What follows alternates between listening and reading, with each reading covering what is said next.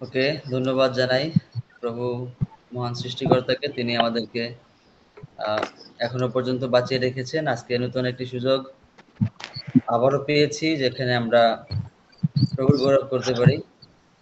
তো আমাদের মূল প্রতিপাদ্য বিষয় হচ্ছে আহ, স্বর্গরাজ্য কি, স্বর্গরাজ্য কোথায়, স্বর্গরাজ্য রাজ্যে কিভাবে প্রবেশ করা যায়, এটাই আমাদের মূল চিন্তা। কেননা আমরা সাধারণত ধর্মের লোকদের মতো করে চিন্তা করি না, বা ধর্মের লোকেরা যেমন বিভিন্ন বিষয় নিয়ে কথা বলে থাকে, প্রচার করে থাকে বা বাক্য শুনে থাকে, আমরা সে মতো ভাবে শুনিও না, প্রচার করি না। কিন্তু আমরা যীশু খ্রিস্ট যে প্রচার করেছেন, আহ শিক্ষা দিয়েছেন, সেই শিক্ষা আমরা অনুসরণ করি, সেই শিক্ষা আমরা চর্চা করি। তো তিনি সবচেয়ে প্রাধান্যের চূড়ায় সবচেয়ে প্রথমেই রেখেছেন স্বর্গরাজ্য বিষয়ক প্রচার। স্বর্গরাজ্যের সুসমাচার তিনি প্রচার করেছেন এবং স্বর্গরাজ্য বিষয়ক নানা উপমা তিনি আমাদের দিয়েছেন। স্বর্গরাজ্য আসলে কোথায়, কিভাবে প্রবেশ করা যায়, স্বর্গরাজ্য রাজ্যে থাকলে কি ফল পাওয়া যায়, এই ধরনের অনেক শিক্ষা তিনি আমাদেরকে দিয়েছেন। তো আহ এই স্বর্গরাজ্য বিষয়টা আসলে একদিনের বিষয় না, বা একটা লেকচার ৪৫ মিনিট বা ১ ঘন্টার একটা লেকচার দিলেই এই বিষয়টা জানাও আসলে সম্পূর্ণ জানা যাবে না। যে প্রচার করবে, যারা শুনবে, বক্তা শ্রোতা, কেউই কিন্তু ১ দিন, ২ দিন, ১ সপ্তাহের ভেতরে এই স্বর্গরাজ্য বিষয়ক যে বার্তা, এটা বলেও বোঝাতে পারবে না এবং শিখায় উঠাতে পারবে না। এটা যেমন খ্রিস্ট যিশু, তিনি ৩.৫ বছর শিষ্যদের সঙ্গে ছিলেন। ৩.৫ বছর সময় যাবৎ তিনি নানাভাবে শিষ্যদেরকে এই রাজ্য বিষয়ক বার্তা তিনি দিয়েছেন। তারপরেও শিষ্যরা কিন্তু বুঝতে পারে না আসলে অ্যা তার বার্তার মূল বিষয়টা কি। ইভেন শেষ মুহূর্ত শিষ্যরা কিন্তু অ্যা এটা বলছিল যে, "প্রভু, আপনি কি এখন সেই রোমীয়দের হাত থেকে রাজ্য ছিনিয়ে নিয়ে আপনার রাজ্য স্থাপন করবেন?" তারা শেষ মুহূর্তেও কিন্তু বুঝতে পারেন নাই। আর আমরা তো ১ দিন, ২ দিন, ১ সপ্তাহের ভেতরে তো বুঝতে পারবোই না। শিষ্যরা সর্বদা যিশুর কাছ থেকে শুনছেন। যিশুর বার্তা তারা জানতে পারছেন, জেনেছেন, তারপরেও তারা জানতে পারে নাই। আর আমরা তো শিক্ষানবিশ ছাত্র মাত্র। আমরা একটু, একটু করে জানবো, একটু, একটু করে অধ্যয়নের মাধ্যমে এই রাজ্যের বার্তা বা স্বর্গরাজ্য কি, এটা জানতে পারবো। তো আজকে যদি আমরা মথি ১৩ অধ্যায় থেকে যদি পাঠ করি, মথি লিখিত সুসমাচার ১৩ অধ্যায়, এখানে এখানে বেশ কয়েকটা, প্রায় ৭ টা উপমা দেওয়া আছে। এই রাজ্য বিষয়ক উপমা।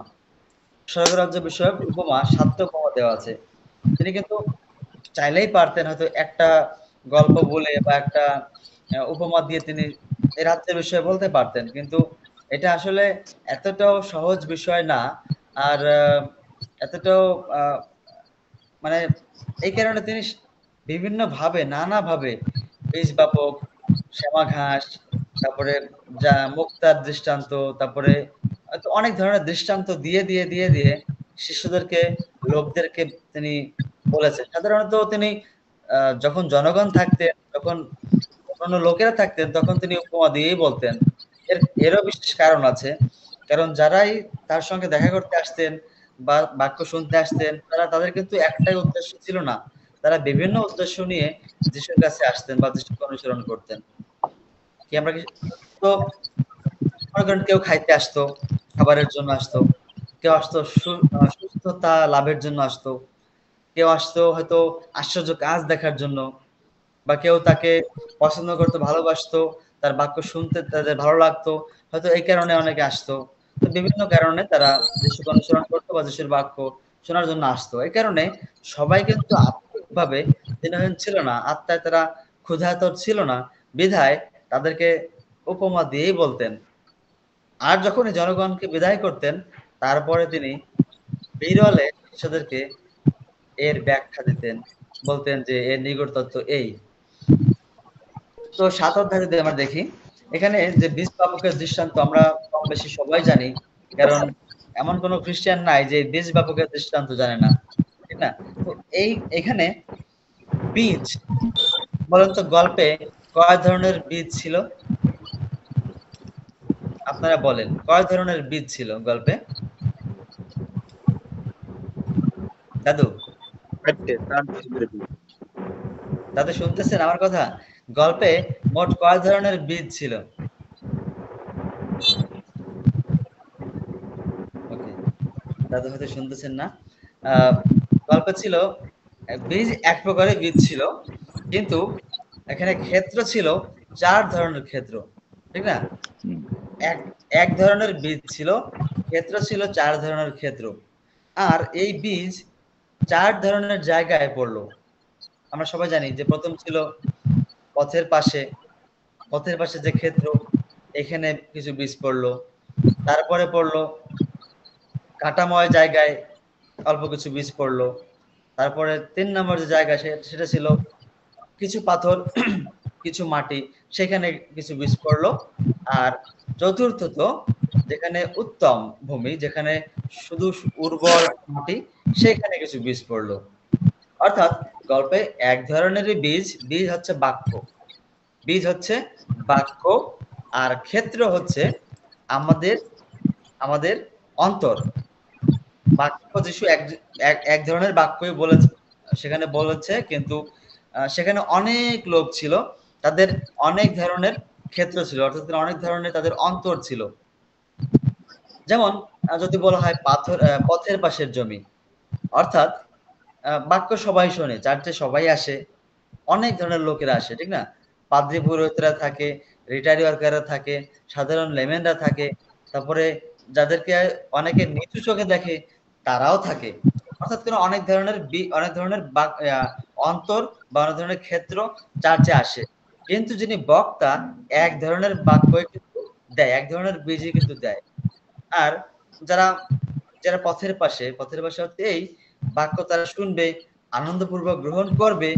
কিন্তু সঙ্গে, সঙ্গে হঠাৎ করে তাদের মনটা অন্যদিকে চলে যাবে। অর্থাৎ শয়তান এসে তৎক্ষণাৎ তাদের কাছ থেকে হরণ করে নিয়ে যাবে। ওদিকে প্রচারক বাক্য প্রচার করতেছে। কিন্তু ওই যে ক্ষেত্রটা, ওই ক্ষেত্রটা চিন্তা করতেছে, তাহলে আজকে তো আ রাতের পরে তো অমুক জায়গায় যাবো, ওখানে গিয়ে অমুক কাজটা করব। বাক্যের ভেতর তারা আর থাকে না। সঙ্গে, সঙ্গে শয়তান এসে সেটা নিয়ে যায়। যদিও আনন্দপূর্বক নেয়, গ্রহণ করে খানিক সময়ের জন্য। মনে করে যে আমি এটা ধরে রাখবো, আজকে থেকে আমি নিয়ম মেনে চলবো, আমি বাক্য অনুসারে চলবো। কিন্তু সঙ্গে, সঙ্গে সেই শয়তান এটা নিয়ে নেয়, হরণ করে নেয়। ততক্ষণে না পাখিরা এসে খেয়ে ফেলে। পথের পাশের বীজ এমনই। তারপরে আরেক ধরনের ক্ষেত্র আছে, সেটা হচ্ছে কাঁটাময় ক্ষেত্র। অর্থাৎ চার্চে আরো এক ধরনের লোক তারা থাকে, যারা সেই বাক্য আনন্দপূর্বক গ্রহণ করে এবং হয়তো ১ ঘন্টা ২ ঘন্টা বা ওই দিনের জন্য ওই বীজটা তাদের অন্তরে অঙ্কুরিত হয়। সেখানে পর্যাপ্ত মাটিও থাকে, পর্যাপ্ত জলও থাকে। বীজটা অঙ্কুরিত হয়ে তারা মনে করে আজকে থেকে আমি নিয়ম মাফিক করে প্রত্যেকদিন বাইবেল স্টাডি করব। আমি প্রত্যেকদিন ধর্মীয় কাজে আমি যোগ দেব। আমি চার্চে রেগুলার আসবো। অনেক ধরনের প্রমিস তারা করে ফেলে।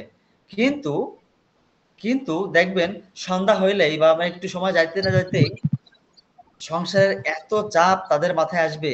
সংসারের চাপ, তারপরে বিভিন্ন রকম কাজের প্রেশার, তারপরে অনেক ধরনের আ অনেক ধরনের বোঝা তাদের এসে আটকে ফেলে। অর্থাৎ তারা আর সেই বীজটা আর রাখতে পারে না অন্তরে এবং সেই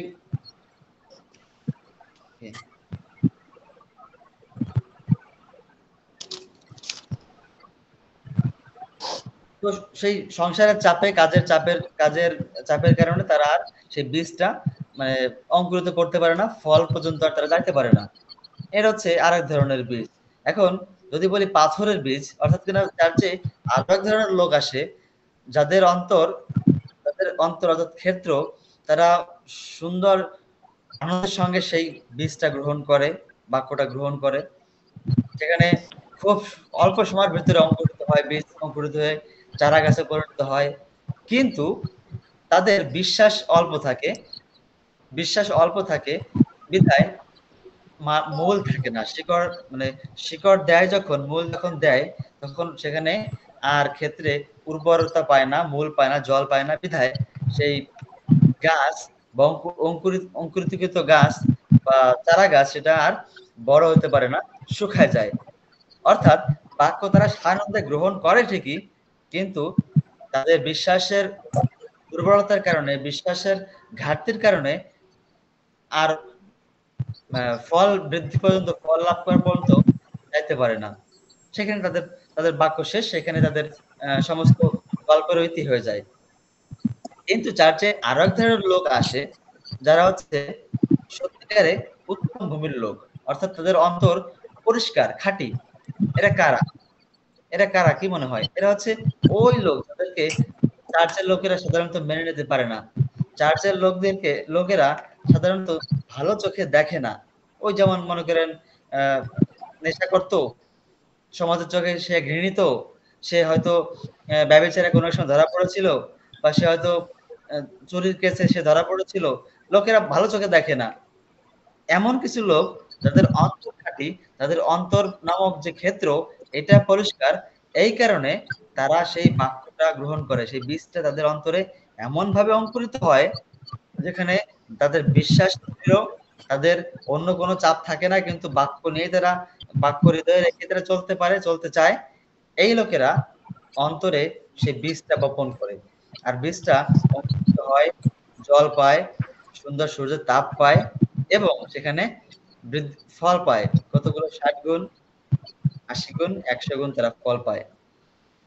অর্থাৎ আমরা দেখতে পারলাম যে ৪ ধরনের বীজ, এটা কিন্তু সাধারণ জমির কথা বলা হয় নাই। এটা হচ্ছে আমাদের অন্তর। অন্তর নামক যে ক্ষেত্র, এই ক্ষেত্রে তিনি বাক্য নামক বীজ বপন করে। এই যে এখানে আমরা বুঝতে যাচ্ছি ৬ টা ডিভাইস দেখতে পারতেছি। হয়তো ক্ষেত্র বিশেষ আমরাই কিন্তু হইতে পারি সেই ৪ ধরনের ক্ষেত্র আমরা আ হইতে পারি বা আমরা দেখাইতে পারি। কেউ হয়তো সঠিকভাবে আমরা গ্রহণ করি। আর কেউ হয়তোবা সংসারের চাপে, কাজের চাপে আমরা এই বাক্যটা আর আ চর্চা করতে পারি না বিধায় শয়তান সেটা নিয়ে নেয়। কিন্তু কেউ আমরা এই বাক্যটা এমনভাবে আমাদের হৃদয়ে রাখি, যেখান থেকে ফল লাভ করে আমরা বরং আরো কি করি? সেই বাক্যের ফলটা আরো অন্যদেরকে বিলিয়ে দেই। যে কারণে আমরা সভা সভা-সমিতিতে যাই, প্রার্থনা করি বা বিভিন্ন জায়গায় বাইবেল স্টাডিতে আমরা শিক্ষা দেই বা চার্চে শিক্ষা দেই। বিভিন্ন জায়গায় পথে ঘাটে, মাঠে যেখানে যাই না কেন আমরা শিক্ষা দেই। আমাদের অন্তরে বীজ থাকে, ফল থাকে, সেই ফলটা অন্যদের কাছে সহভাগ করি। এইভাবে কিন্তু আমরা বাক্যের পরিচর্যা করি। অর্থাৎ এখানে শস্য ক্ষেত্রের যে এই বীজ বাবকের দৃষ্টান্তে যিনি কৃষক, ইনি হচ্ছেন স্বয়ং মনুষ্যপুত্র। মনুষ্যপুত্র তিনি বীজ বপন করে। ক্ষেত্র হচ্ছে, ভূমি হচ্ছে আমাদের অন্তর, আর বাক্য হচ্ছে বীজ। বীজ হচ্ছে বাক্য। তো গল্পের মোটামুটি এখানে সবারই সমাপ্তি। এর অনেক নিগূঢ় তত্ত্ব আছে। নিগূঢ় তত্ত্বগুলো আমরা এখন সবাই কিঞ্চিৎ আলোচনার মাধ্যমে নিগূঢ় তত্ত্বগুলো আমরা তুলে ধরবো। আর এর যদি পাইতে চাই, শুধু মথি ১৩ অধ্যায় আছে এমন নয়। এই গল্পটা ৪ টা পুস্তকে আছে। মার্ক ৪ অধ্যায় ১ থেকে আছে, লুক ৮ অধ্যায় আছে। সুতরাং আমরা দেখি লুক ৮ অধ্যায় থেকে যদি আমরা পাঠ করি, সেখানে দেখবেন আরো ভালো করে এর ব্যাখ্যা দেওয়া আছে। লুক ৮ অধ্যায় পাঠ করি।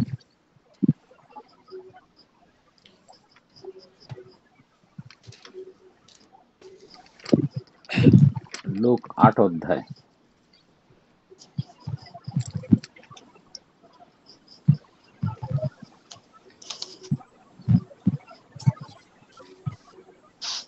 আট অধ্যায় ৪ থেকে আছে এখানে।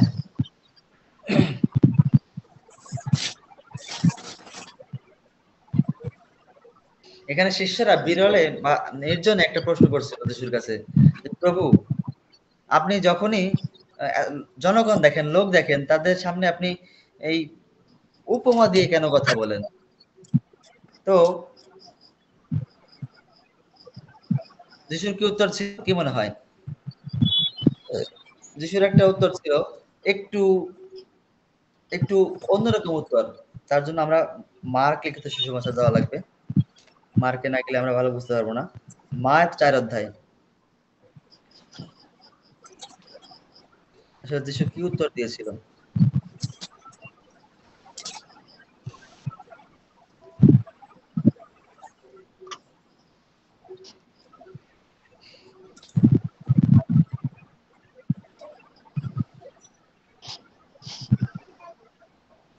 4 অধ্যায় 10 থেকে পাঠ করি। লেখা আছে, যখন তিনি নির্জনে ছিলেন, তাহার সঙ্গীরা সেই 12 জনের সহিত, মানে 12 জন শিষ্য নিয়ে তাহাকে দৃষ্টান্ত কয়টির বিষয় জিজ্ঞাসা করিলেন।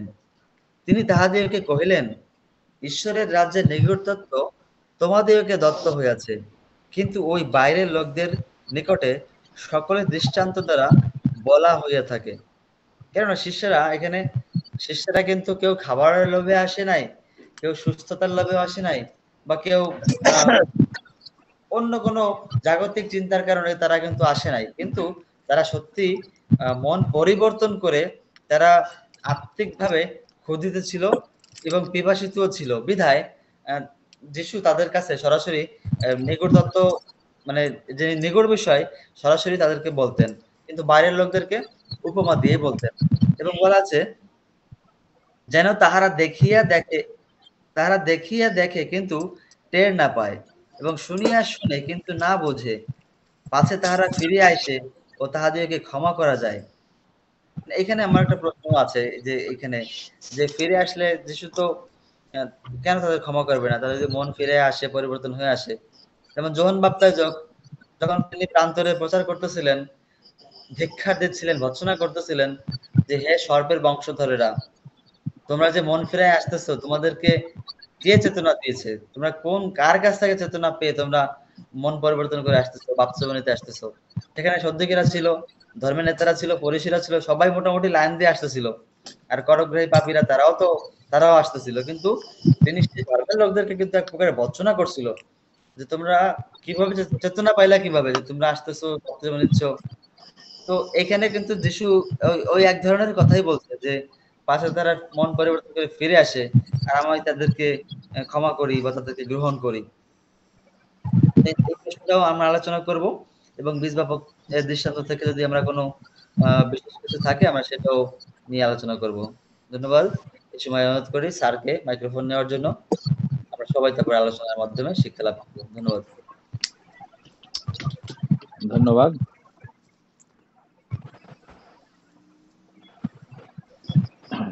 আমাদের পালক বাবু প্রভুর ইচ্ছায় চমৎকার ভাবে প্রভুর বাক্য বিস্তার করলেন।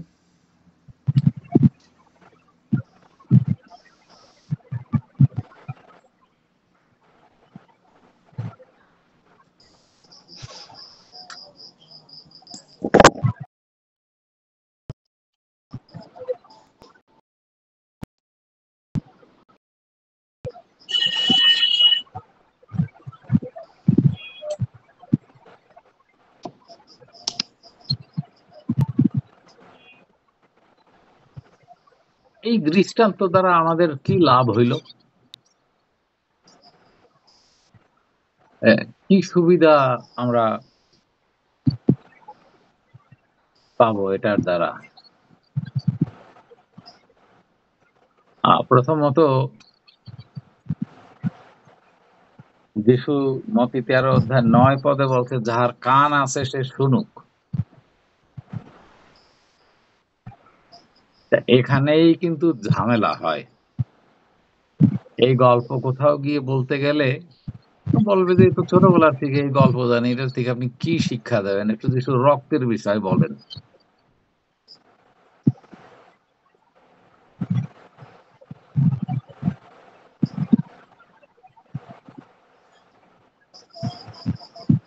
আবার 17 পদে আছে, পরে শিষ্যরা নিকটে আসিয়া তাহাকে জিজ্ঞাসা করিলেন, আপনি কি জন্য দৃষ্টান্ত দ্বারা উহাদের নিকটে কথা কইতেছেন? কি জন্য? তিনি উত্তর করিয়া কহিলেন, কি কহিলেন?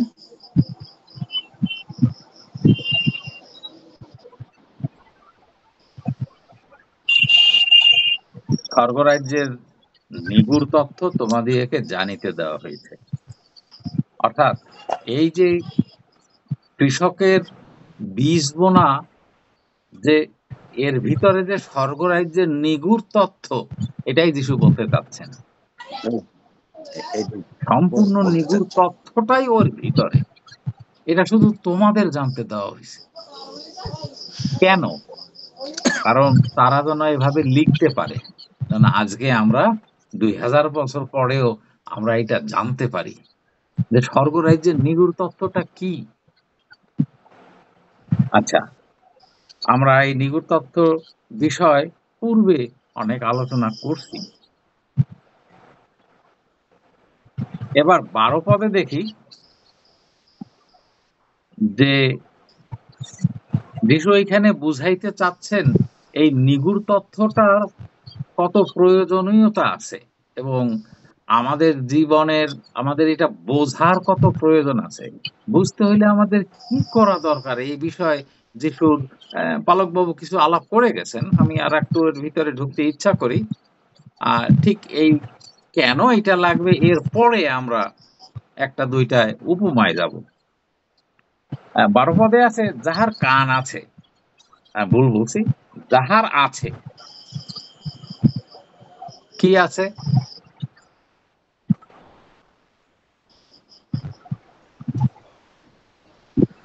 যাহার আছে মানে ওই যে স্বর্গরাজ্যের যে নিগূঢ় তথ্য যার আছে, এভাবে যদি দেখি তার মানে কারোর কারোর ভিতরে এটা আছে।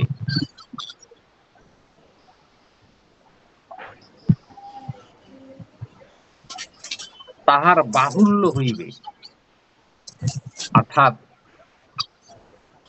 এই সাধারণত মানুষের ভিতরে এই খ্রিস্টীয় জীবনে যদি বলি শাস্ত্র পাঠের মাধ্যমে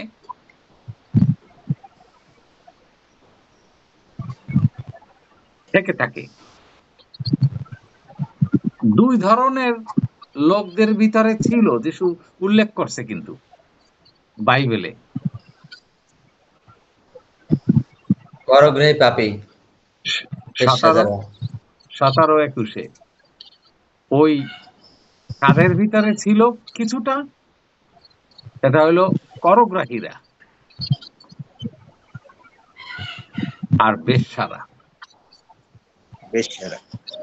তাদের ভিতরে কিছু ছিল, সে কারণে তাদের আরো দেওয়া হইল, তার মানে স্বর্গরাজ্যে ঢুকে পড়ছে ওরা।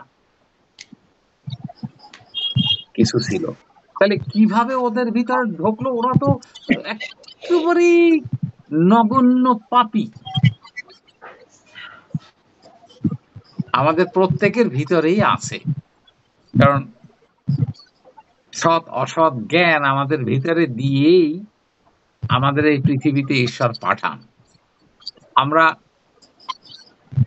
কোন কাঁটাবনে পড়ি, কোন পরিবেশে পড়ি, সেখানে নির্ভর করে এই সৎ অসৎ যে চরিত্রটা কিভাবে বিকাশ পাবে। সে কারণেই সলোমন রাজা বলছেন কি, যে শিশুকে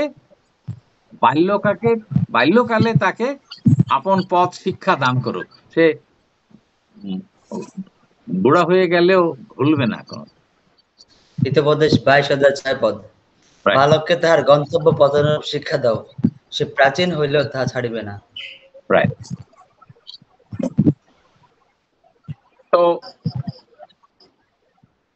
যিশু আরো বলছেন যে কিন্তু যাহার নাই। তো আমরা একটু আলাপ করলাম যে সবার ভিতরে আছে, এবার নাই হয়ে গেল কেন? নাই হয়ে গেল, এর উত্তরটা আছে ওই 14 পদের শেষে, তোমরা শুনিবে কিন্তু কোনো মতে বুঝিবে না। মানে সে বুঝতে চায় না। আমি মনে করি পালবাবুর যে অভিজ্ঞতা হয়েছে আপনার গ্রামের যে পালকের সাথে, আপনি যতই বলেন সে বুঝবে না, তার কোনো ইচ্ছা নাই বোঝার, সে তার মতনই থাকতে চায়। এই যে কিছু লোক, এদের কথা বলছে, যাহার নাই তাহার যাহা আছে তাহাও তার নিকট হইতে লওয়া যাইবে।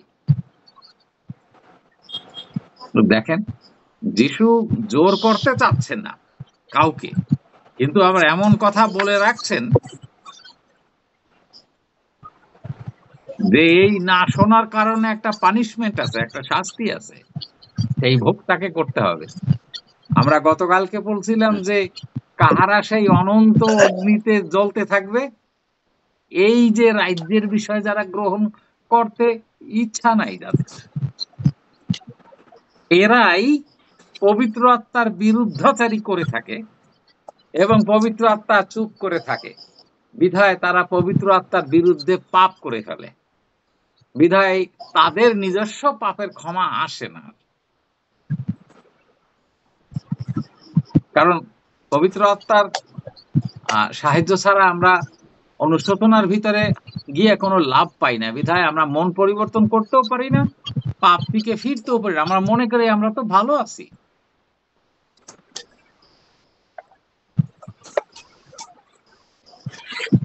তেরো পদ, এই জন্য আমি তোমাদেরকে দৃষ্টান্ত দ্বারা বলিতেছি, কারণ তাহারা দেখিয়াও দেখে না, শুনিয়াও শুনে না এবং বুঝেও না, আর তাহাদের সম্বন্ধে যিশয়ের এই ভাববাণী পূর্ণ হইতেছে। আগের থেকে সেই যিশয় অনেক অনেক বছর আগে, হাজার বছর আগে বলে গেছে এগুলি, যে এই ঘটনাগুলি ঘটবে যখন প্রভু এই পৃথিবীতে আসবেন। লিখছে কি, তোমরা শ্রবণে শুনিবে কিন্তু কোনো মতে বুঝিবে না।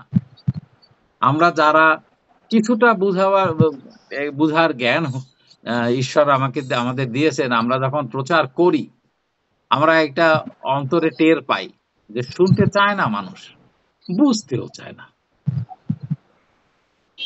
যিশুর সময়ও ছিল, এখনো আছে সেই ধরনের গোত্র। আর দৃষ্টিতে দেখিবে কিন্তু কোনো মতে জানিবে না, কেননা এই লোকদের হৃদয় অসার হইয়া পড়িয়াছে, শুনিতে তাহাদের কর্ণ ভারী হইয়াছে, ও তাহারা চক্ষু মুদ্রিত করিয়াছে, পাছে তাহারা চক্ষে দেখে আর কর্ণে শুনে, হৃদয়ে বুঝে ফিরিয়া আইসে, আর আমি তাহাদিগকে সুস্থ করি। এই যে পাছের থেকে যিশু বদলাই ফেলাইছে, এখানে বলছেন যারা শোনে, যারা দেখে, যারা তৃষ্ণার্থ, যারা আত্মাতে দীনহীন,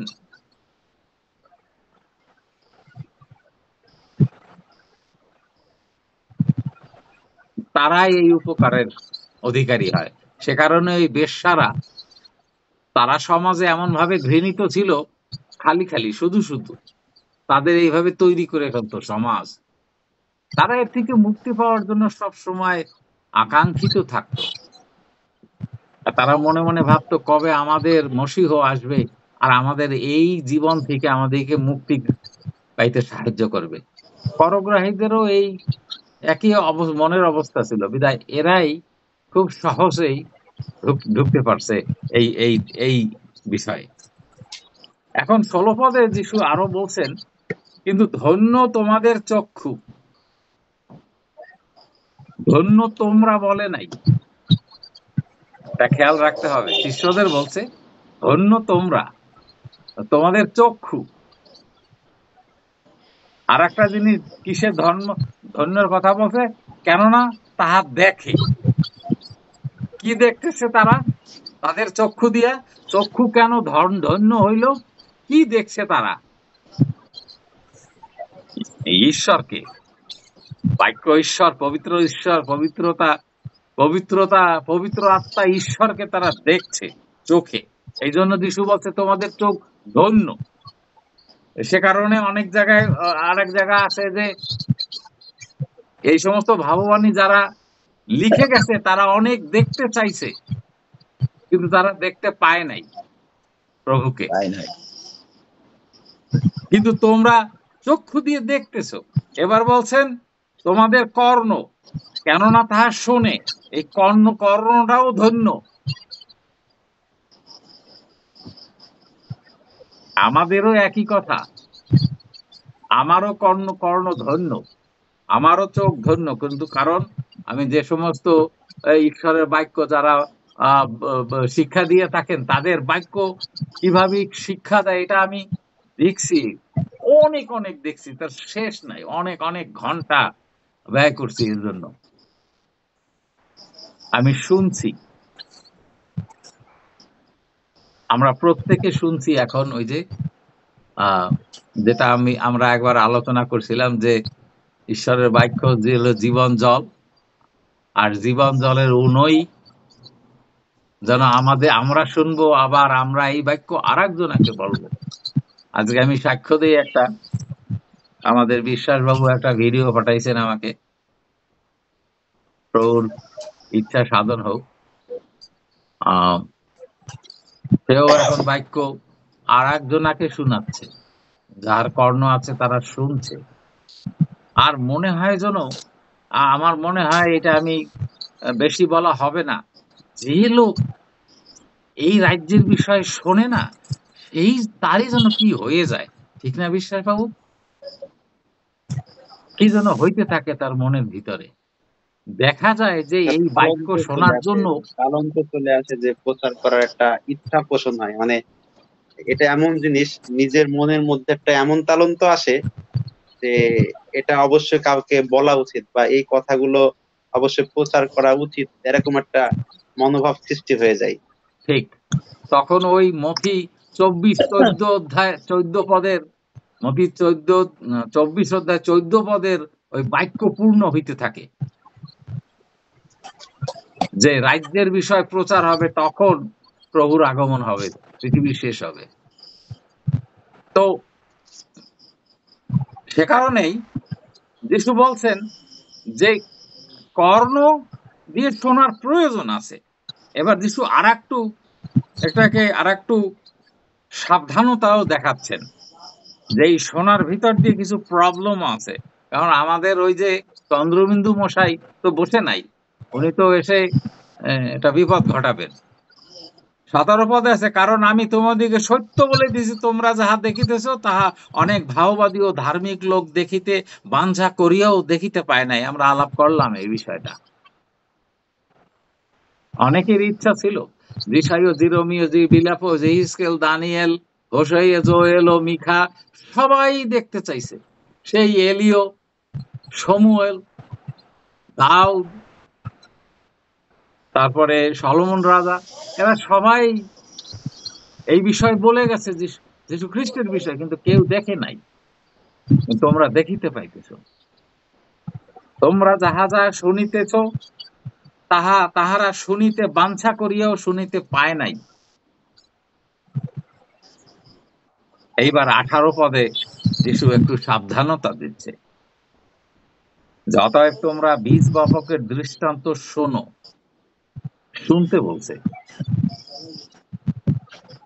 যখন কেহ সেই রাজ্যের বাক্য শুনিয়া না বোঝে, তাহলে ব্যাপারটা হলো শুনতে বলছে এবং বুঝতে বলছে। এখানে যিশুর আর এক জায়গায় একটা কথা ছিল লেখা, যে শুনো এবং বুঝো। এটা হলো যিশুর একটা আহ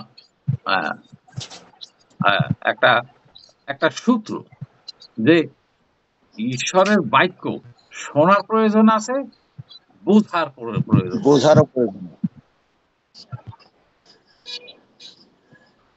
আর আমরা যদি না বুঝি, যীশু খ্রিস্ট বলে দিচ্ছেন যে কি হবে আমাদের দশাটা হলো তখন সেই পাপ আত্মা। আমরা জানি এখন যে সেই পাপ আত্মাটা কে? লুসিফর নিজেই।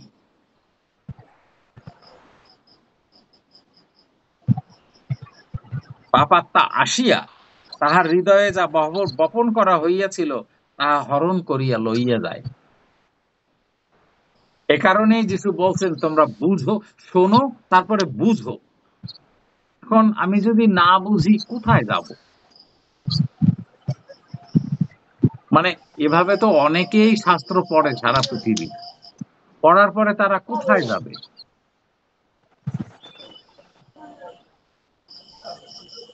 এ বিষয়ে যদি আমরা একটু রেফারেন্স টানি,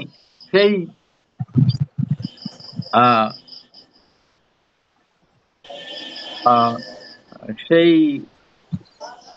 নপুংসকের দৃষ্টান্ততে যাই। তার মনেও এই বোঝার ইচ্ছা ছিল, সে পড়ে পড়ে বুঝতে পারতেছিল না। মনে মনে এমন আশা, আমি যদি বুঝতে পারতাম, প্রভু যদি বুঝতে পারতাম প্রভু কি আছে এখানে। তো তখন প্রভু কি সাহায্য পাঠাইলেন তাকে, এই কুশ দেশের রানীর কোষাধ্যক্ষ যে,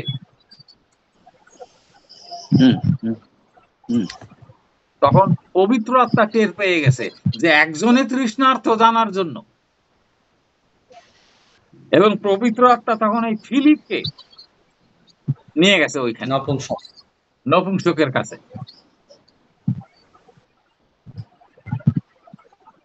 তো আমরা যখন পড়ে না বুঝি আর বোঝার ইচ্ছা যদি জানাই প্রভুর কাছে, প্রভুই ব্যবস্থা করে দেবে কিভাবে, কোথা থেকে কি আসবে আমরা জানি না। বোঝার, ঈশ্বরের বাক্য বোঝার ইচ্ছা থাকলে প্রভু উপায় করে দেবেনি। আমাদের পাস্টার, পুরোহিত, পালক এর কাছে যাবার আগে পবিত্র আত্মার কাছে জানার আকাঙ্ক্ষা বোধহয় প্রকাশ করার প্রয়োজন আছে। তখন কোন পালক, কোন পুরোহিত যারা বাক্য বুঝাবার শক্তি রাখে, ঈশ্বর সেই ক্ষেত্রে পাঠাই দেবেন যে ক্ষেত্রে প্রয়োজন আছে। ঠিক ঠিক।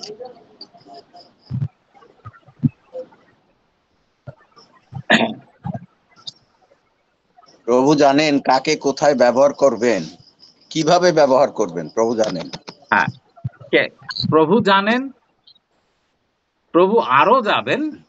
দুটো কথা এখানে, প্রভু জানেন কিভাবে করতে হবে, কাকে পাঠাইতে হবে, এবং প্রভু জানেন কোথায় পাঠাইতে হবে। কোথায় পাঠাইতে হবে, রাইট। কোথায় প্রস্তুত মানুষ।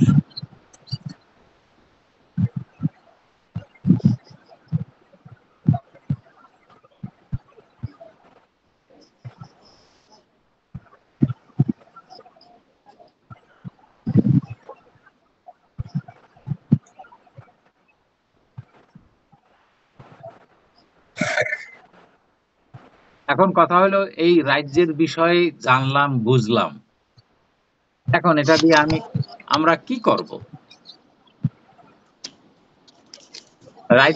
রাজ্যটা কি এই বিষয়ে আমরা আলাপ এখন করব না, কিন্তু বুঝলাম, শুনলাম, জানলাম। এখন কি করব আমরা? এ বিষয়ে কি উপমা দিছেন যীশু খ্রিস্ট? তোমরা সমুদয় জগতে যাও, সমস্ত সৃষ্টির কাছে তোমার এই রাজ্যের বিষয়ে প্রচার করো। হ্যাঁ, একথা সত্য। এখন আমি যে বিষয়টা জিজ্ঞাসা করছি সেটা হলো, এই যে বোঝার পরে আমরা এই যে রাজ্যটা কিভাবে ফাংশন করবে, এটার দ্বারা হবেটা কি, মানে কি করব, এটা দিয়া কি উপকারে আসবে আমাদের?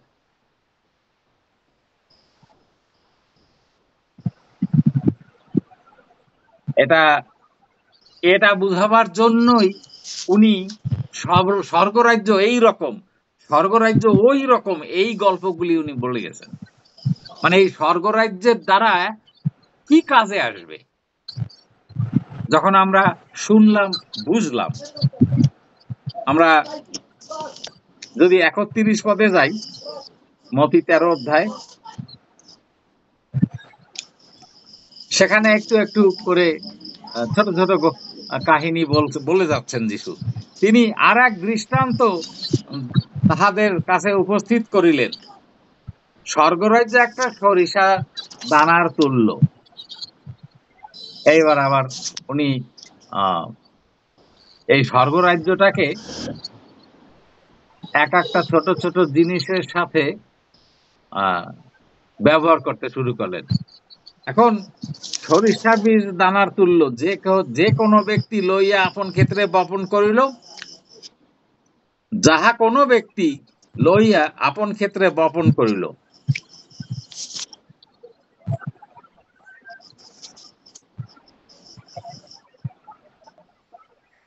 এখন পালক বাবু যদি বলেন যে আমার কাছে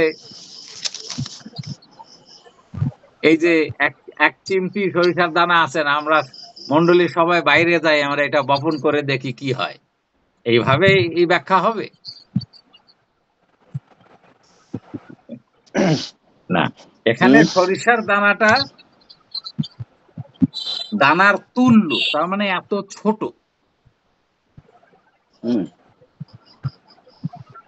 স্বর্গরাজ্য এমন একটি সরিষা দানার তুল্য, অর্থাৎ ওই স্বর্গরাজ্যটা সম্বন্ধে যার জ্ঞান আছে, যে স্বর্গরাজ্যের নাগরিক, তার ওই ছোট একটু হিসাবে যিশু ধরায় দিছে। বড় হইলে নারকেলের মতন হইতে পারে, কিন্তু এত ছোট হইলেও হবে। আপন ক্ষেত্রে বপন করিল, এই ক্ষেত্রটা কোনটা? ওই যে আগে বলে আসছি চারটা ক্ষেত্র আছে, ওই 4 ক্ষেত্রেই করা যাবে এই বপনটা। ওই যে পালক বাবু যে বুঝাই গেলেন 4টা ক্ষেত্রের কথা, বীজ একটাই।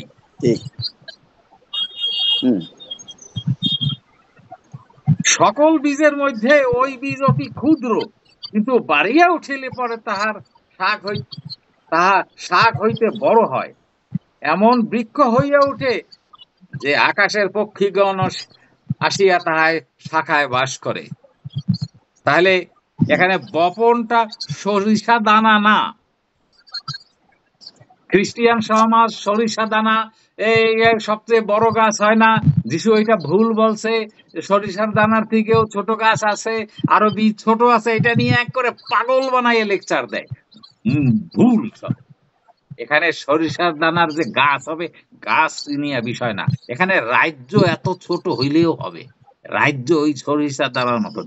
এই ছোট্ট একটু রাজ্যের বিশ্বাস নিয়ে যদি আপনার গ্রামে আপনি গিয়ে প্রচার শুরু করেন, এইখানে এত বিস্তার পাবে ওইখানের প্রজাগণ। ওই বিশ্বাস বাবুর ওইখানে হচ্ছে ওরকম, এবং যতই বাড়তে থাকবে দেখা যাবে অন্যান্য স্কুলের থেকেও বাচ্চারা এসে এখানে ভর্তি হইতে চেষ্টা করতেছে। সে বলছে আমাকে একদিন যে স্যার নিয়মিতই আসতেছে বাচ্চারা 15 জন, এদের কোনো বাধা নাই, কি খুঁজে পাচ্ছে তারা ওরাই জানে, ওই বাবা মারাই নিয়ে আসে, অন্য স্কুলে এত স্টুডেন্ট হয় না। বলছে যে এমন বৃক্ষ হইয়া উঠে যে আকাশের পক্ষীগণ তাহার শাখায় বাস করে এসে।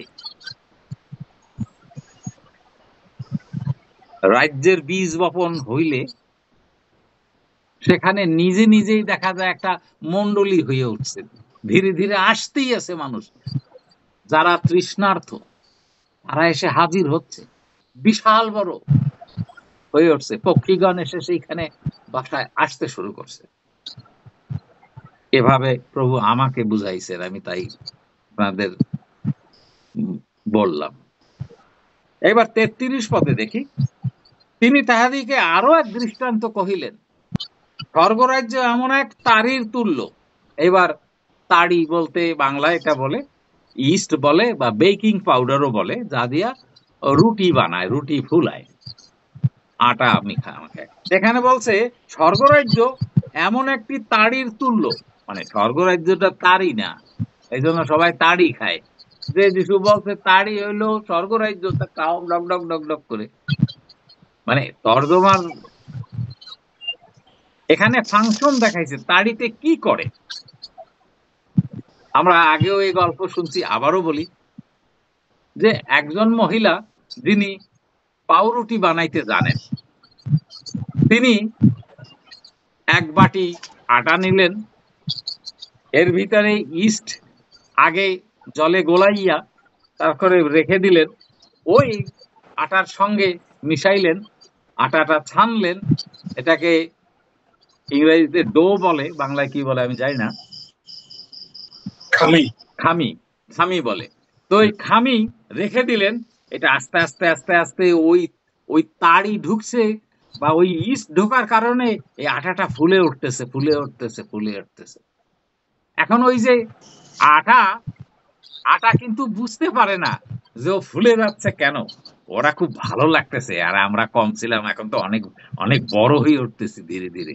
কিন্তু ওর ভিতরে যে ইস্ট ঢুকছে ওরা জানে না। তারপরে ফুলে উঠলে পরে ওটাকে আবারও মাখাইতে হয়, খানিকটারে মাখায় মাখায় মাখায় আবারও রেখে দিতে হয় প্রায় 30 মিনিট। ওটা আবারও ফুলে ওঠে। ওদের আরো ভালো লাগে যে আমরা তো আটা ছিলাম আগে পাউডার, এখন আমরা ফুলে উঠছি একসঙ্গে। খুব আনন্দ ওদের।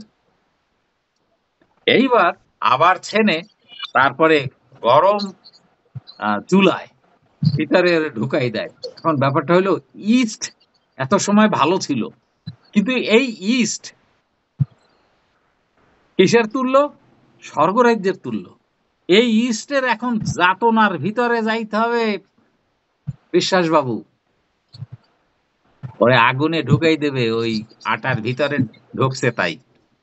ইস্ট এতদিন ভালো ছিল, একটা একটা কৌটার ভিতরে ছিল, ভালোই ছিল, কোনো যাতনা ছিল না, তার অকেজ হয়ে পড়েছিল। এইবার তাকে আটার ভিতরে ঢোকার কারণে তার এখন দাঁড়াইলো এসে তার এখন আগুনে ঢুকতে হবে। তো আমরা স্বর্গরাজ্য নিয়ে বাইরে মানুষের কাছে শুনাইতে গেলে আমরা যে ওখানে করবা পোলাও খাইতে পাবো এমন নয়, ওখানে আমরা যাতনাও পাবো।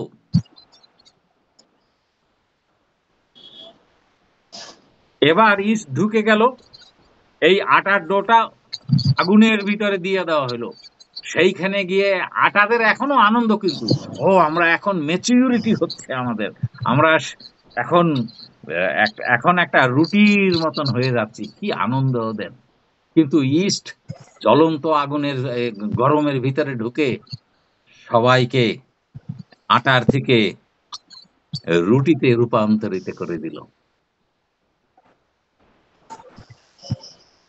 সেই মহিলা সেখান থেকে বের করে ফেললেন, বের করে টেবিলের উপরে রাখলেন, ওর গরমটা কমে গেল, তখন কেটে কেটে সবাইকে দিল, সবাই আনন্দ করলো ওই রুটিটা। একটা মজার ব্যাপার আছে এখানে। মজার ব্যাপারটা ওই যে ইস্ট ওই আটার থেকে আর কোনোদিনও বাহির করা যায় না, ওই রুটির ভিতরে থেকে গেল। যিশু এটা কেন কি বুঝাইতে চাইলেন? আমরা যখন স্বর্গরাজ্য হই ওই ইস্টের মতন একটা গ্রামে গিয়া ঢুকবো, বা নিজ গ্রামের ভিতরেই ফাংশন করতে শুরু করব, প্রতিবাসীর ভিতরে ঢুকবো, এবং আমাদের যে স্বর্গরাজ্যের যে কর্মকাণ্ড আমাদের ভিতরে শেখা হয়ে গেছে, আমাদের চরিত্র বদলাই গেছে, আমরা ঈশ্বরের সাদৃশ্য প্রতিমূর্তিতে রূপান্তরিত হয়ে গেছি। আমরা যখন এই লোকজনের ভিতরে ঢুকবো, তাদের ভিতরও আস্তে আস্তে প্রভাব বিস্তার হবে, তারাও বদলাইতে শুরু করবে। বদলাইতে বদলাইতে এমন দাঁড়াবে যে তারা একে অন্যকে আর জিজ্ঞাসা করবে না যে প্রভুকে জ্ঞাত হও, কারণ তাদের প্রত্যেকের হৃদয়ে ঈশ্বরের আজ্ঞা লিখিত হয়ে যাবে। আর এই যে লিখিত জিনিস, ঈশ্বরের বাক্য এবং এই স্বর্গরাজ্যের যে বাক্য, আর কোনোদিন তার ভিতর দিকে বের করা যাবে না। যিশু এটাই ব্যাখ্যা করতে চাচ্ছেন যে স্বর্গরাজ্য ইস্টের মতন। ইস্ট যখন আটাকে একটা পাউরুটি বানাইতে ফেলে, স্বর্গরাজ্য ও মানুষের অন্তঃকরণে ঢোকার পরে তাকেও রাজ্যের নাগরিক করে তুলবে। যিশু এটাই এখানে ব্যাখ্যা করতে চাচ্ছেন।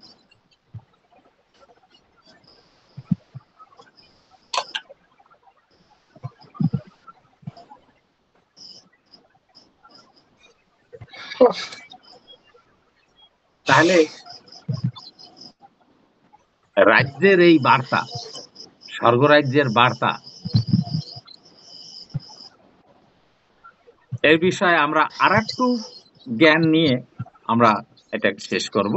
সেটা হলো, শিষ্যরা আরেকটা প্রশ্ন করছিলেন, সেটা হলো 36 পদে, 13 অধ্যায় 36 পদে। প্রশ্নটা ছিল, তখন সমূহকে বিদায় করিয়া গৃহে আসিলেন। আর প্রভু ধন্যবাদ করি, আর তাহার শিষ্যগণ নিকটে আসিয়া তাহাকে কহিলেন, ক্ষেত্রের শ্যামা ঘাসের দৃষ্টান্তটি আমাদিগকে স্পষ্ট করিয়া বলুন তো, আসলে বিষয়টা কি? এটা অনেক গুরুত্বপূর্ণ। এই প্রশ্ন আমরাও করতে পারি। বালকবাবু, আমাদের এই এই স্বর্গরাজ্যের এই এই এই এই শ্যামা ঘাসের এই দৃষ্টান্তটা আর একটু বুঝাইয়া বলুন আমাদের।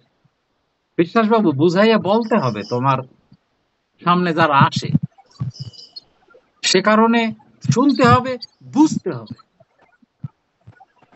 প্রভুর ইচ্ছায় প্রভু আমাকে যতটুক জ্ঞান দান করেন আমি অতটুকুই বলতে পারি। আর কেননা আমি এটা বলি, আমি বিশ্বাস করি নিজে, সেই বিশ্বাসে প্রভুর ইচ্ছায় চলি। তিনি, তার মানে যীশু খ্রিস্ট, 37 পদ, তিনি উত্তর করিয়া কহিলেন, যিনি ভালো বীজ বপন করেন তিনি কে? বপন করেন মনুষ্যপুত্র। ঈশ্বরের পুত্র কিন্তু বলেন নাই।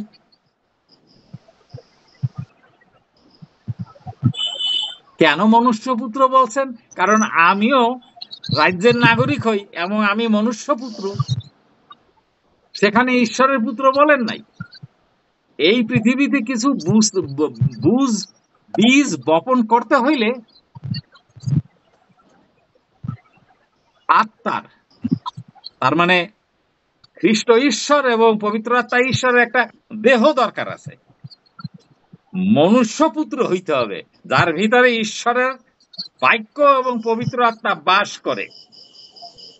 সেই মনুষ্যপুত্র এই কাজ করতে পারে। যিনি ভালো বীজ বপন করেন তিনি মনুষ্যপুত্র। যিনি মনুষ্যপুত্র হইলেন সঙ্গে সঙ্গে সেই ঈশ্বরের পুত্রও হইলেন, কারণ ঈশ্বরের পুত্র, ঈশ্বরের সন্তান, ঈশ্বরের পুত্র কে? আমি মনুষ্যপুত্র যখন যিশুকে গ্রহণ করিলাম, যিশুর নামে বিশ্বাস করিলাম, তখন যীশু খ্রিস্ট আমাকে ঈশ্বরের পুত্র হইতে ক্ষমতা দিলেন। কোথায় লেখা আছে? যোহন 1:12 পদ। 1:12 পদে। তাহলে আমি মনুষ্যপুত্র এবং আমি ঈশ্বরের পুত্র হইলাম। হুবহু যীশু খ্রিস্ট যা ছিলেন হুবহু আমরা তাই হইলাম। আর এটাই ঈশ্বরের ইচ্ছা, আমরা যেন এই রূপেরই হই। তখন আমরা রাজ্যের নাগরিক হইয়া এই বীজ বপন করার ক্ষমতা অর্জন করি। মনুষ্যপুত্র যিনি ভালো বীজ, আমরা তখন ভালো বীজ হইয়া উঠি। ক্ষেত্র হইল জগৎ।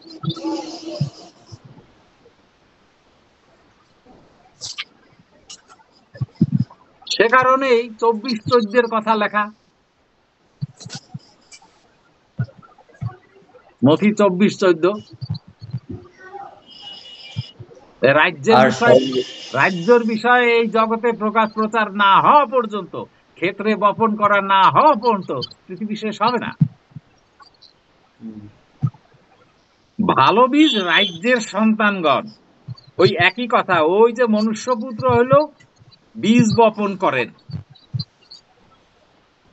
আর ভালো বীজ হইল রাজ্যের সন্তানগণ। কারা রাজ্যের সন্তানগণ? কারা? আমরা মনুষ্যপুত্র। কারণ আমরা রাজ্যের সন্তান। আমরা এখন রাজ্যের অধিকারী হয়েছি। শ্যামা ঘাস সেই পাপ আত্মার সন্তানগণ, যারা শুনিয়াও শোনে না, বুঝিয়াও বোঝে না। যে শত্রু তাহা বুনিয়াছিল সে দিয়াবল। খুব শীঘ্রই বিশ্বাসবাবু তোমার কাছে আরো অফার আসবে। বিয়া বল নিয়ে আসবে শ্যামা ঘাস বুনাবার জন্য। আমাদের প্রত্যেকেরই এমন হবে। ছেদনের সময় যুগান্ত, ছেদকেরা যুগান্তে, অর্থাৎ এই যুগ কখন? ওই রাজ্যের বাক্য যখন প্রচারিত হইয়া যাবে সমুদ্র জগতে, তখন যুগান্ত হইল। যুগান্ত বলতে ওইটাই, যখন রাজ্যের বিষয়ে প্রচার করা সমুদয় জগতে শেষ হইল, তখন যুগান্ত। ছেদকরা স্বর্গদূতগণ, তারা হলো বাহিনী।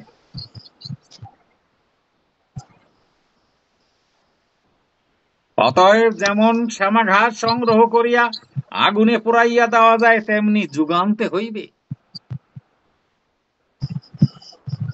মনুষ্যপুত্র আপন দূতগণকে প্রেরণ করিবেন, তাহারা তাহার রাজ্য হইতে সমস্ত বিঘ্নজনক বিষয় ও অধর্মচারী দিগকে সংগ্রহ করিবেন এবং তাহাদিগকে অগ্নিকুণ্ডে ফেলিয়া দিবেন। সেই স্থানে রোদন ও দর্শন হইবে। তখন ধার্মিকেরা আপনাদের পিতার রাজ্যে সূর্যের ন্যায় দেদীপ্যমান হইবে। যাহার কর্ণ আছে সে শুনুক। সে শুনুক। প্রভু তার বাক্যে আশীর্বাদ করুন। মহান ঈশ্বরকে ধন্যবাদ করি এই সুন্দর সুযোগের জন্য। আমরা যাহা কিছু আলোচনা করলাম, বিশ্বাস করি আমরা এইগুলি শোনার বোঝার পরে প্রভুতে আরো শক্তিশালী হয়ে রাজ্যের নাগরিক হিসাবে আমরা জীবনযাপন করার সুযোগ পাব। ধন্যবাদ সবাইকে। না, আজকে আসলে এই এই একই জিনিস এর আগে মানে অনেকবার আমরা শুনেছি, এই যে চারটে ক্ষেত্রের কথা। তো মানে বুঝেওছি, অনেকবার বুঝেছি, কিন্তু আজকে বিষয়টা খুব ডিপলি মানে আমরা বুঝতে পারলাম। তো আমার মনে হয় শুধু এটা বুঝলে হবে না, এর সাথে আরো যে বিষয়গুলো নিয়ে আলোচনা করে শেষ হলো, মনে হলো যে এই চারটে ক্ষেত্র নিয়ে পুরো পরিপূর্ণ জিনিসটা আমরা খোলাসাভাবে বুঝতে পারলাম, মানে আরো আনুষঙ্গিক ভার্স গুলো দিয়ে। তো এখানে আমার কোনো প্রশ্ন নাই, আমি এতটুকুই বলবো যে না, আমি মানে নিজে তৃপ্ত এবং খুব ভালোভাবে বুঝতে পেরেছি। প্রভুর গৌরব হোক, প্রভুর নামের গৌরব। ধন্যবাদ। প্রভুকে ধন্যবাদ দেই। আজকের আলোচনা ছিল সত্যি প্রাণবন্ত, কারণ বিষয় ছিল স্বর্গরাজ্যের নিগূঢ় তত্ত্ব। আর এই স্বর্গরাজ্যের নিগূঢ় তত্ত্ব আর ভালো বীজ যিনি বপন করেন তিনি মনুষ্যপুত্র। আর এই বীজ চারটা ভূমির দৃষ্টান্ত দেওয়া হয়েছে, যে 4 রকম ভূমিতে পড়ে। বোনার সময় 4 রকম ভূমিতে পড়ে, কিন্তু যেটি উত্তম ভূমি সেটিতে যখন এই বীজ বপন হয় তখন তা বেড়ে শতগুণ ফল উৎপন্ন করে এবং তা পাখিতে খায় এবং সেই গাছে অনেকে এসে আশ্রয় নেয়। তার তলায় শান্তির আশ্রয় বলে তারা বিবেচনা করে। আমরা সত্যি আজকের অনেক সুন্দর সুন্দর বিষয় নিয়ে এবং একেবারে আজকের যে আলোচনা ছিল, যদিও লুক 8 অধ্যায় থেকে শুরু করা হয়েছে, কিন্তু শেষে এসে মতি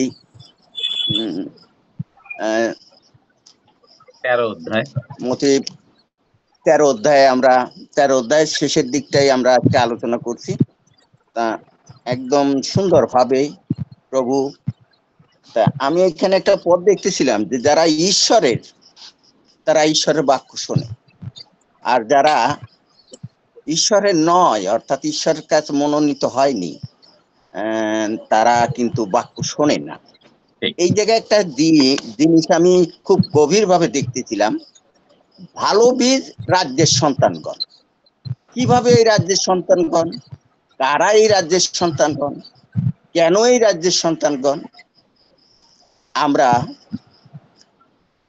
যারা ওই সময় তারা মসিহের অপেক্ষা করছিল, অনেকে যারা মসিহের অপেক্ষা ছিল যে তিনি এসে মুক্তি করবেন, মুক্তি দিবেন, তারা কিন্তু সেই যিশুর যে বাক্যের পরাক্রমী শক্তি তারা অনুভব করেছে এবং তারা সেই পাপ জীবন থেকে মুক্ত হয়েছে এবং তারা পরিত্রাণ উপলব্ধি করেছে, তারা পরিত্রাণ দেখেছে। আজকেও যেখানে ভালো বীজ বপন হয় যে সব ক্ষেত্রে, সেখানে ঠিক অনুরূপী ফল হবে এবং প্রভু তাদের সঙ্গে কথা বলবেন আর তারা উত্তর খুঁজে পাবে কি বলতে হবে, কোন সময় কোন মুহূর্তে কোন কথা বলা উচিত, এটি প্রভু গুছিয়ে দেবেন, প্রভু জুগিয়ে দেবেন। কিন্তু হৃদয় এবং মন একান্ত হয়ে সেই আত্মাতে দিনহীন, মন পরিবর্তনের চিন্তা, নিজেকে খুঁজে দেখা, নিজের নিজের সমস্ত কি বলবো খুঁজে খুঁজে দেখে নিজেকে পরিষ্কৃত করা এবং পরিপক্ক হওয়া। আর যখন আমরা পরিপক্ক হব, ঈশ্বর নিশ্চয়ই আমাদের ব্যবহার করবেন। আমি একটা পদ, যোহন 9:31 পদ, এই পদটা পড়ে আমি শেষ করব। আমরা জানি ঈশ্বর পাপীদের কথা শুনেন না, কিন্তু যদি কোনো ব্যক্তি ঈশ্বর ভক্ত হয় আর তাহার ইচ্ছা পালন করে, তিনি তাহারই কথা শোনেন। প্রভু আশীর্বাদ করুক আমাদের সকলকে। এই চিন্তার মধ্যে দিয়ে, বাক্যের মধ্যে দিয়ে প্রভু আমাদের গেঁথে তুলুন। ধন্যবাদ। প্রভুর নামের গৌরব হোক।